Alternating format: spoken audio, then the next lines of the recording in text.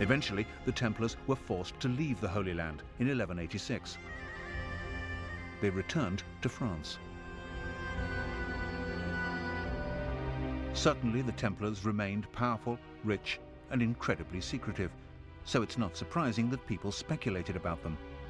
And there grew a legend that the Knights Templar had discovered Jesus' bones in Jerusalem, that they had brought them back to France, and they had buried them somewhere near here.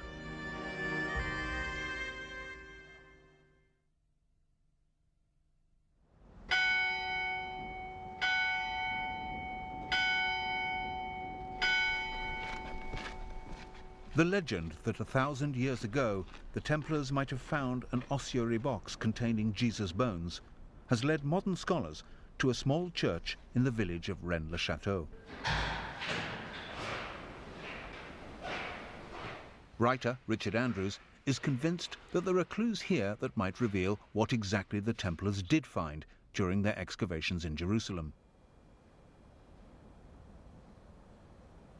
One can ask the question, did the Templars find relics, an ossuary full of bones, that they thought were possibly the bones of Jesus? Now, if they had found these, it would have been a shock to the system, because the Templars were good Christians. This would challenge the whole doctrine of resurrection, because here are mortal remains. So we ask the second question, why should the Templars risk being accused of heresy and bringing the bones that they thought were Jesus's back to this area?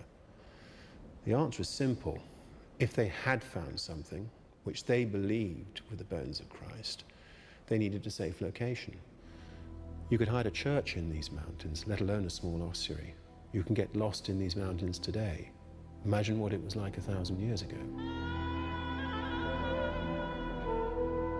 In the late 19th century, the local priest here, called Bérenger Saunier, claimed to have found ancient documents. And whatever they were, he certainly became very rich afterwards. Richard Andrews has found clues among these parchments, using elaborate geometry and transferring symbols from ancient paintings onto equally ancient maps, all in the hope of finding a Templar treasure trove. The clues that we found point to a map in the form of a hexagram, which is also known as the Seal of Solomon, but it is the Star of David. This map points to a specific site. Now we know that the priest, Bérenger Saunier, became fabulously wealthy, but we are sure that he didn't actually find what he was looking for. We can deduce, perhaps, that Saunier received money from patrons to look for a location in the area that might reveal perhaps the bones of Christ. Whatever it is, we do know one thing for sure. The secret that Saunier was giving clues to was heretical. Saunier died in 1917 and took his secret with him to the grave. That hasn't stopped enthusiasts like Thierry Lecan from continuing to search on the basis of Richard's work and trying to solve the mystery.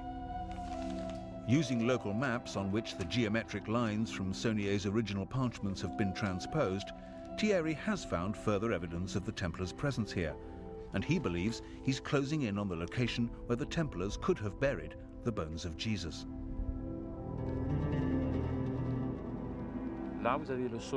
There you have the summit of Mount Cardu, and there are two cedars there, about 10 meters distance between them. They form an alignment, traversing the valley of Rennes-le-Rhin, arriving at the Plateau des Bruyères, where there's a rock with a cross. I lined up the compass. I took a long time and I made a lot of mistakes, but I was convinced I'd find something, a cedar or another cross. And then I found a cross.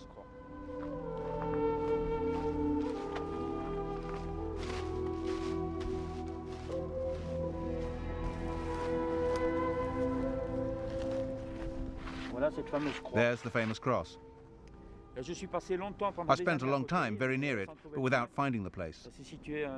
It was a little set back from the plateau. It took me 12 years to find this cross.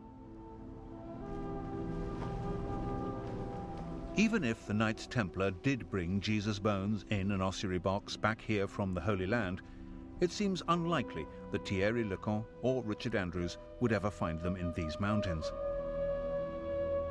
However, there have been those who've gone back to the original gospel stories of Jesus' death and resurrection and come up with more credible, but no less startling conclusions about what exactly happened 2,000 years ago. You read the story of the empty tomb, and on Friday someone is killed, and on Sunday they're gone from the tomb, and you ask the question, what might have happened? Either God raised him from the dead, which is the traditional Christian affirmation, or the body was carried away by someone, body stolen. But there is another possibility. The Gospels describe how, after his resurrection, Jesus ate, drank, and Thomas could touch his wounds.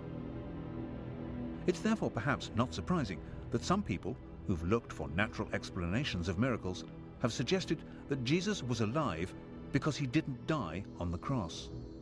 There are many versions of that story. One came up in a book years ago called The Passover Plot, which suggested that he had been sedated on the cross, that he was removed quite early, and therefore could well have survived. That's certainly a possibility.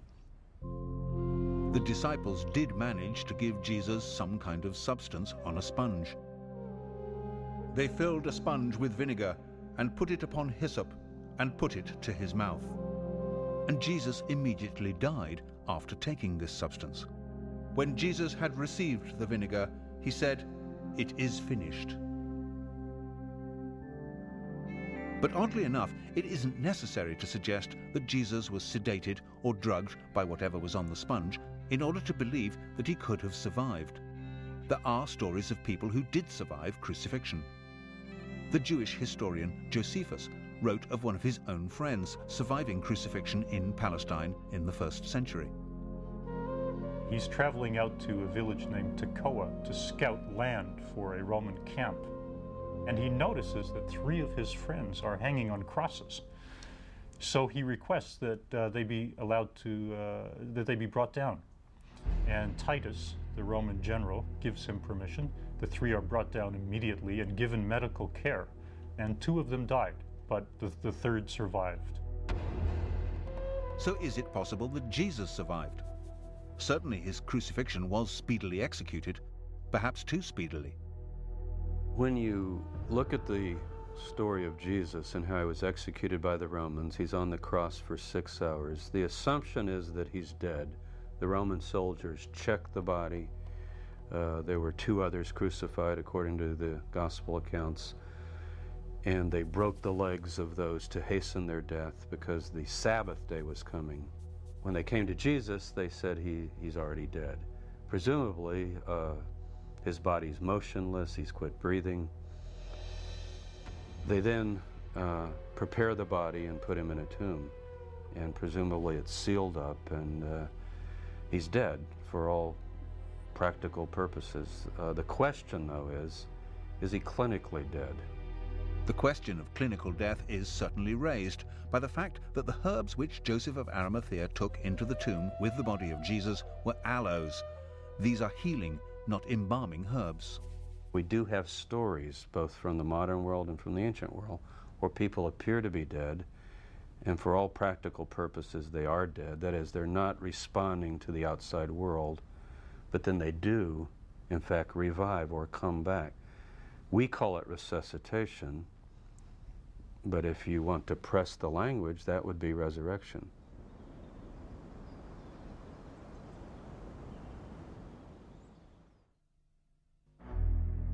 The idea that Jesus might have survived the crucifixion rather than risen from the dead seems provocative.